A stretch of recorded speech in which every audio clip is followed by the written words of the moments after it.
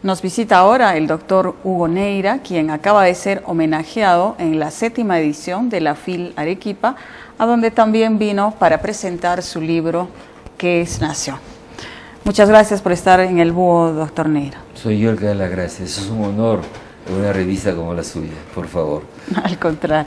Bien, hablemos un poco del libro que lo convocó esta vez, hablando de nación, que teóricamente ha sido definida como una comunidad unida por la raza, la lengua, la religión, algo que los mantenga juntos, ¿no? Pero usted ha dicho categóricamente que el Perú no es una nación, no ha llegado a constituir esa comunidad unida que va en una misma dirección y que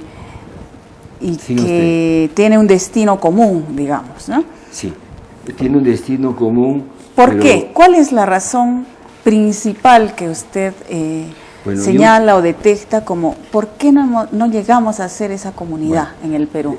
Yo no le voy a contestar, pero al final de una rápida reflexión, ¿no? De algunas premisas previas. Este es un libro que como ¿Qué es República? Y ¿Qué es Nación? Que yo ataco un poco al final de mi carrera de profesor. Yo había escrito otras cosas anteriormente. Y ese resultado ya de un universitario maduro, mayor, que ha estudiado y se ha formado en varias disciplinas, como son el caso de historia, que estudié en San Marcos, ciencias políticas. Casi inmediatamente después de un lapso volví a Francia como profesor y luego abordé otra formación que me seguía sintiendo que era necesaria, no muy lejos de las dos anteriores, que fueron las ciencias sociales. Dudé mucho entre ciencias sociales y filosofía. Las ciencias sociales de la Escuela de Altos Estudios de Ciencias Sociales, que es especial, está después de las universidades francesas. Y entonces es un estudio, voy a decirlo sin vanidad, de orden más bien del estándar europeo, de la multidisciplina, que utiliza varias disciplinas, que usted sabe, las ciencias separan los conocimientos para poder hacer ciencias exactas, precisas, ¿no es cierto? Cada una de ellas con su vocabulario, sus metodologías. Y en momentos en este libro yo hago historia, por momentos hago sociología y momentos hago análisis político, me decir los tres. Pero bien, esta preocupación por la interdisciplina viene acompañada de mi necesidad de replantear problemas teóricos. Hay un gran desprecio en nuestra sociedad por pensar, dicen, lo teórico, como si no sirviera. Yo no pienso así. En otras palabras, soy un peruano, nacido en Abancay, crecido de niño en Arequipa, crecido en Lima, pero que razono como un europeo, en el sentido que sí creemos que la teoría es importante. Y con más razón, no se puede hacer práctica sin teoría. Nadie puede fundarse en los hechos solamente. Los hechos responden a una pregunta, a una interrogación, a un problema. Este es un trabajo, por lo tanto, teórico, pero que aterriza, porque si fuera solo teórico, sería inútil. Siempre una teoría es un intento de explicar un tema, un problema. Entonces, de la realidad. Un problema real. Por ejemplo, ¿por qué se formó, cómo se formó la nación en Europa? ¿Por qué no se contentaron con tener imperios? ¿Por qué hay una nación en Europa, en Francia, la más antigua, sin predilección, Alemania, Inglaterra, y con modalidades parecidas y a la vez diferentes? Ese es un problema teórico. Y luego lo extendí a las naciones extraoccidentales. Entonces, yo utilizo conceptos que son de validez general. Y para responder lo que me pregunta, dos de esos conceptos son Gemeinschaft, que se dice en alemán, y Gesellschaft. ¿Qué es Gemeinschaft? Es comunidad, para simplificar. Mis alumnos dicen que yo soy un buen profesor porque simplifico los problemas teóricos, y eso es un don también, y un esfuerzo de mi parte. Una comunidad. Por ejemplo, los quechuas son una comunidad. Un pueblo selvático es una comunidad. Pero la comunidad no es suficiente. Porque la comunidad ocurre en sociedades agrarias, premodernas. Lo importante es el pasaje a la Gesellschaft, a la sociedad. Una cosa es la comunidad, la familia de usted, sus vecinos, las personas que usted conoce, y otra es la sociedad. La sociedad son las clases sociales, son las relaciones con sus conciudadanos, con las relaciones entre gobernantes y gobernados. Y la nación nace cuando las gentes subestiman el tema de la comunidad y prefieren la relación de la sociedad. O sea, hablamos de ciudadanos en una Cuando nación. pasan a ser, por ejemplo, en vez de considerarse ingleses, unos normandos, nacidos de la invasión normanda, que fue una invasión como la de los españoles con los incas, y sajones, ya no se pelean entre normandos y sajones a partir de un cierto momento clave y prefieren llamarse ingleses.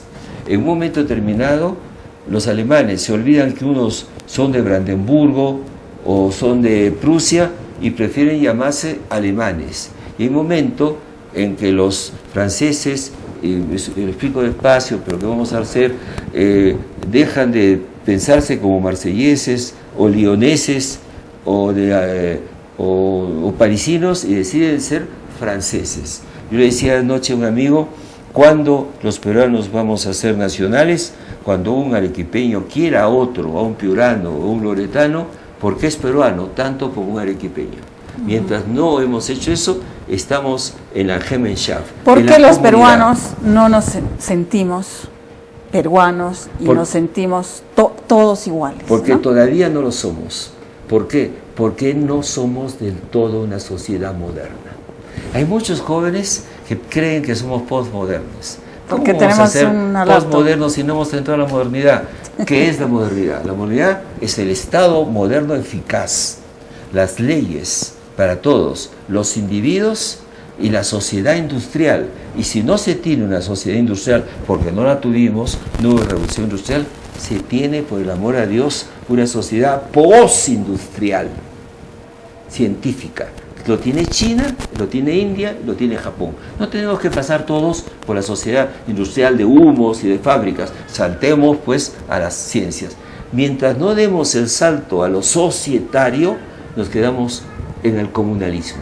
Claro, pero son los individuos los que no respetan las leyes, probablemente, los que no respetan a los otros, es decir, somos los mismos peruanos los que no hemos conseguido constituirnos en una por otra razón, nación, ¿no es porque cierto? según los teóricos que yo me he apoyado, como les decía en la presentación, para la primera regla para cualquier trabajo de verdad serio es leerse la teoría, que puede ser pues muchos años de lectura o meses de todos los grandes pensadores que han pensado eso. Gellner, entre ellos, es el que yo tomo principalmente, que era además muy interesante porque él era un húngaro y por lo tanto de esas nacionalidades indecisas de la Mittel Europa, la Europa del medio, y pensó eso que para los europeos del centro, yugoslavos, croatos, sigue siendo un problema, ser una nación o no, o juntarse con otros, ¿no es cierto? Mucho multinacionalismo, lenguas múltiples, etcétera. ¿Por qué? Porque para que haya una nación, lo dice Gellner, tiene que haber una élite que proponga grandes finalidades, no solo gobierno. Una vez, Alain Touré, uno de mis profesores, no digo maestro, pero profesor, me mandó de paseo, me dijo, caramba, Hugo, usted como los sudamericanos no entiende la diferencia entre gobierno y Estado. Estado francés, ¿sabe usted lo que es? Un Estado francés es los funcionarios que entran por concurso y pase lo que pase en la cúspide, gane la izquierda o gane la derecha, liberales o socialistas, no son modificados. Ese Estado, y también los norteamericanos tienen lo mismo, cambian solamente los cargos importantes arriba. Nosotros todavía no tenemos Estado. Le pregunto, ¿es que se ingresa al Estado peruano como funcionario por concurso? No. No. ¿Se hace carrera en el Estado? No. Entonces no tenemos Estado. Así ¿Y por qué no se tiene Estado? Porque no se tiene una clase dirigente suficientemente generosa para respetar al ganar las elecciones los que están en sus cargos. Y sin embargo estamos a punto de cumplir 200 años como república. ¿Cómo es posible que en 200 años como república no se pueda haber afiatado esta comunidad o esta sociedad al punto de alcanzar esa modernidad? ¿Por ¿no? qué se iba a afiatar en tan poco tiempo? Es muy poco tiempo. Muy poco tiempo, en primer lugar, y no había ninguna razón. Las cosas no ocurren por gusto. Pongámonos en el siglo XIX. Usted hereda de pronto un vacío de poder. El Estado español se contrae. Podía haber continuado la guerra después de 1821, mandar barcos enteros con soldados. España está en un gran problema interno. Y sus generales liberales se rebelaron a tomar y partir. No quisieron. Entonces quedó esto sin cabeza. Le pusieron república, porque monarquía no era, pero no era una república. Lo dijo bien claramente Mariátegui, era un sistema demoliberal sobre fundamentos feudales. No eran feudales, eran simplemente posesiones de dominación en las haciendas de un pueblo blanco y herederos de los españoles sobre un pueblo indio que sostenía con su trabajo gratuito y los tributos el resto. Ahora, toda esa gran masa no llega, digamos, a tomar conciencia de nada de esto por falta de educación. Por supuesto, y porque no tenían por qué hacerlo. Entonces, ¿qué ocurre? Gobiernan los gobiernos republicanos y gobiernan las grandes casonas, y cada una es rival de la otra. Los ñañes son distintos de los Alaiza y tienen sus caudillos y son guerras civiles. ¿Y qué legitimidad tenían? Habían elecciones, juntas departamentales.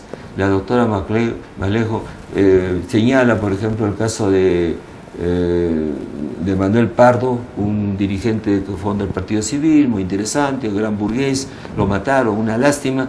¿Con cuántos votos gana? 3.000 votos.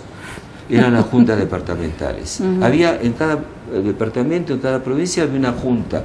Y usted tenía que ser o propietario o profesional que ganaba 1.000 soles al año. Bueno, era una fortuna. Entonces los ciudadanos eran muy pocos. Claro. Y aún ahí se disputaban a tiro limpio las urnas.